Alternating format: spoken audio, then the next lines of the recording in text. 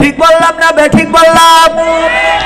ওগো আমার ভাইয়েরা, আজকে ছিল এই বাংলাদেশে কঠোর হরতাল। কি হরতাল?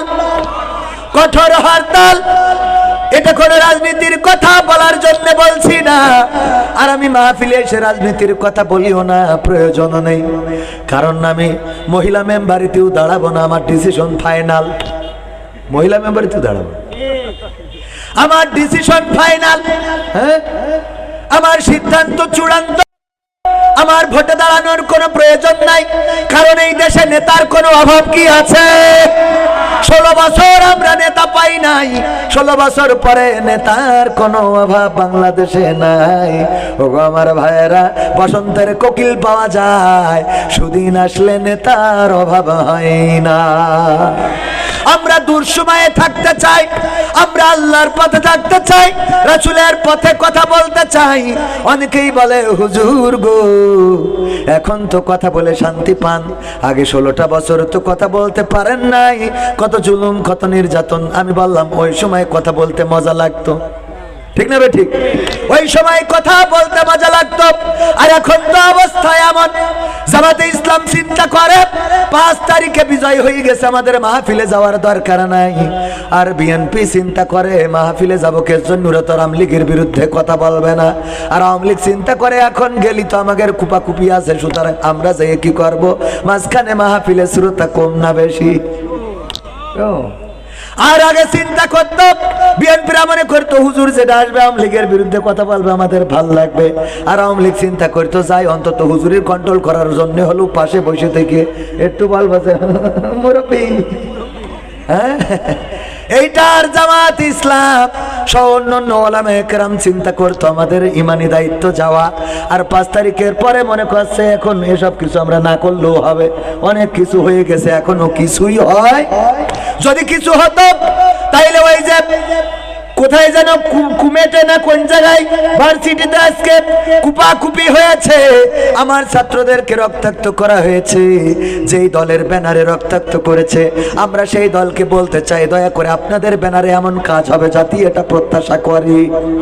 কথা কয় না? কুমেটে মনে, হ্যাঁ কুয়েটে, কুয়েট বিশ্ববিদ্যালয়ে যে রক্তাক্ত হয়েছে, রক্তক্ষয়ী সংঘর্ষ, সাধারণ ছাত্রদের উপরে চড়াও হয়ে তাদেরকে রক্তে রঞ্জিত করা হয়েছে। এই মাহফিল থেকে প্রতিবাদ জানাচ্ছি, বাক স্বাধীনতা, কথা বলার স্বাধীনতা এনেছে ছাত্র জনতা, সেই ছাত্রদের পরে যদি হামলা করা হয়, ছাত্র জনতা কেন বাংলাদেশের সচেতন কোন নাগরিক এটা মেনে নিবে না? আর যারা এই কাজগুলো করছে তারা কারা? ওরা কারা খুঁজে বের করা লাগবে। নাকি তারা মুখোশ পরিহিত, তারা বিভিন্ন দলের ব্যানারে অন্যায় অপরাধ করতে চায়? ওগো আমার ভাইয়েরা, এই দেশে এখন অন্যায় এতটাই বেড়ে গেছে। গত 16 বছর, এই 16 বছরের মধ্যে আমি তো 2019 থেকে মাঠে ময়দানে, করোনার পর থেকে বলা যায় 20-21 থেকে মাঠে ময়দানে, কোনোদিন আমার গাড়িতে আক্রমণ হয় নাই, কোনোদিন আমার গাড়ি ভাঙচুর হয় নাই।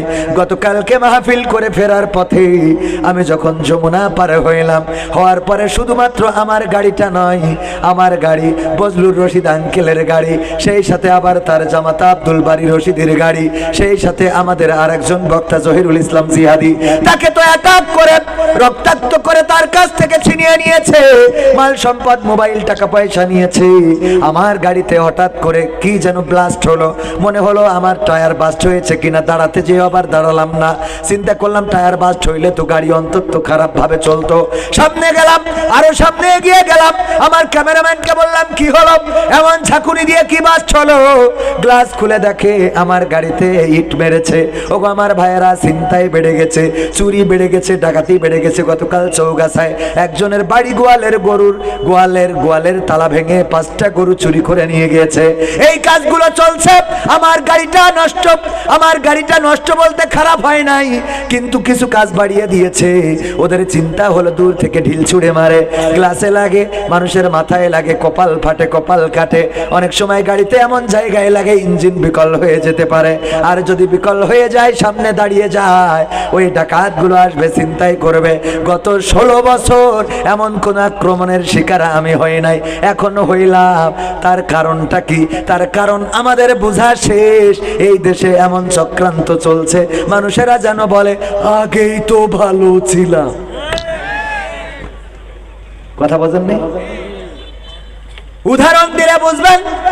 আল্লামা সাইদি, দেলাওয়ার হুসাইন সাইদি রাহিমাহুল্লাহ, উনি বললেন একবার এক কাফন বিক্রেতা মৃত্যুর সময় সন্তানদেরকে ডেকে বললেন, ওগো আমার সন্তানেরা শোনো, আমি মারা যাওয়ার পরে তোমরা যেটা করবা, আমারে সবাই কাফন চোর বলে, আমারে কাফন চোরা বলে, তোমরা এমন কিছু করবা যাতে মানুষ আমারে অন্তত ভালো বলে।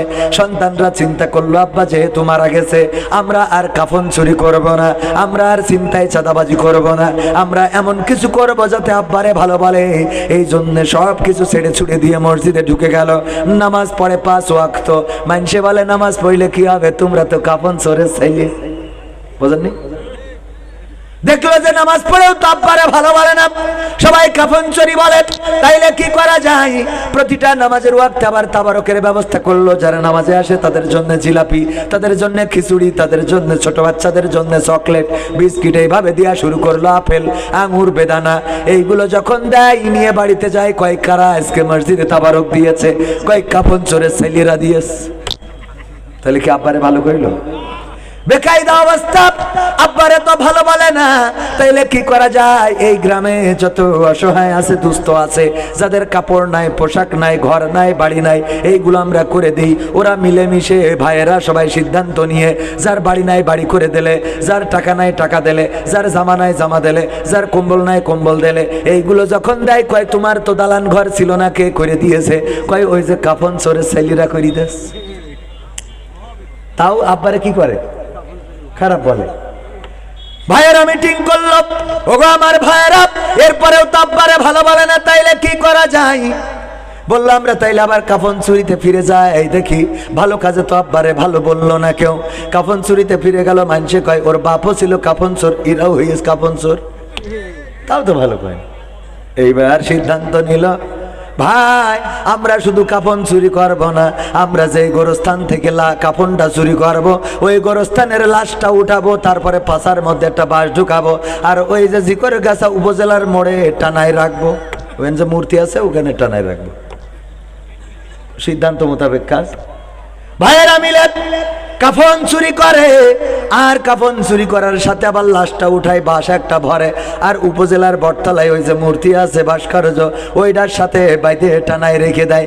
এইটা দেখার পরে লোকেরা বলল, এদের থেকে তো এদের বাপ ভালো ছিল, এদের থেকে তো ওদের বাপ ভালো ছিল। কথা কি বোঝা গেছে?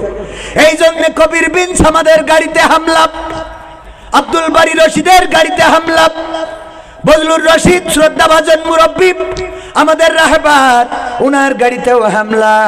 এই হামলাগুলো ইতিপূর্বে হয় নাই, এখন এই হামলাগুলো করে বুঝাইতে চাই আমরা যেন বলি এর থেকে তো ওদের বাপ ভালো ছিল।